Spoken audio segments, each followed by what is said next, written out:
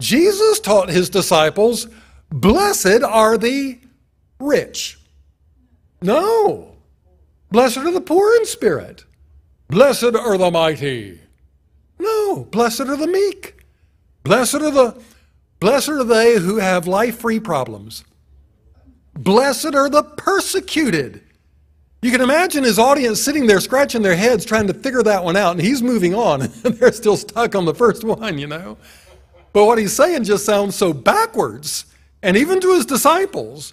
And Paul said it's not many mighty, not many noble, not many wise, not many the great men of this world, but the base, the humble, the downcast. And to see just how revolutionary what Jesus is saying in verse 23 here is, look at the reaction of the apostles in verse 24. And the disciples were, what's the next word? Astonished at his words. But Jesus answereth again. I mean, he had to say it twice unto them, children. How hard is it for them that trust in riches to enter into the kingdom of God?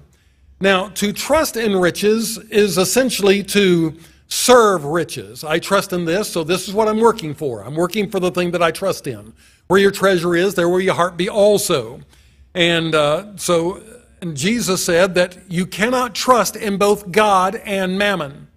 You cannot trust in God and greed, in God and gold. He says it's one or the other.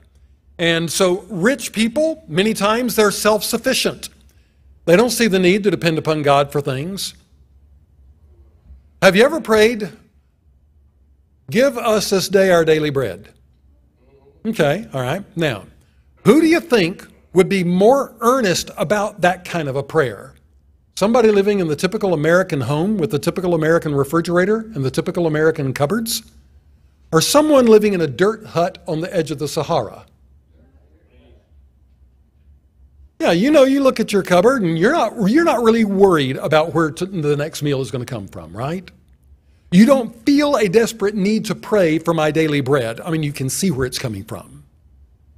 But there are things that you should be seeing yourself in need of. There are things that I'm in need of. It's not daily bread, but I do need God to do things in my family. I need God to do things in our church. I really feel a need for God to do things in our country.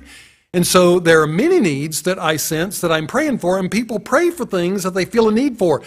Self-sufficient people don't feel a need for things. Rich people are self-sufficient. They can buy anything they want. They can have it all.